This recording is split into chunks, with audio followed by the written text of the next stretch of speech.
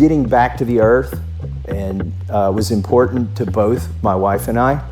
So we wanted everything about our house to be real and nothing about it to be fake. Kentucky was the best place for us to live this dream because there are very few regulations here. I came back here just to blend in. I didn't want to be the nail sticking up. Shortly after coming back here and starting to build our house with everything real, the local government decided they wanted to start passing more laws and restricting what you could do with your land. I thought, well, I can just ignore that and just go on with my life. And I did. I ignored it for 2 or 3 years.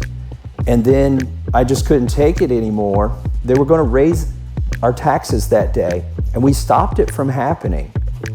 So this is my Wallapini. I saw this idea on Facebook, on the internet, and I thought, hey, I could build one of those. It's basically an underground greenhouse. So we are right here below the dirt. So when I found out they were trying to zone the county, that means they wanted to pass a law where we would be required to go to the local government and ask their permission to do things with our property. I decided to write another one of my letters to the editor. 30 people showed up at that zoning meeting.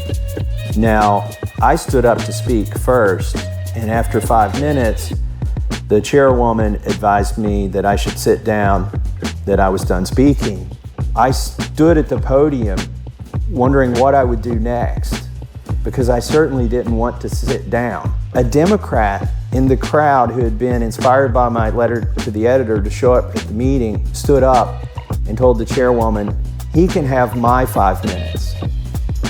And she said, okay, Mr. Massie, you've got 10 minutes now.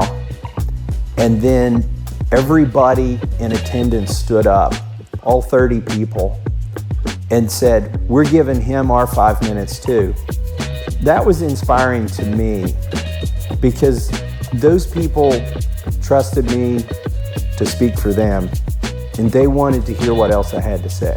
And we stopped the county from being zoned. So they nicknamed this group of people Thomas's Angry Mob. Ironically, they weren't angry and it wasn't a mob. They were informed and they were organized, and I was helping organize them. And that's when I realized you could be an activist and you could change government.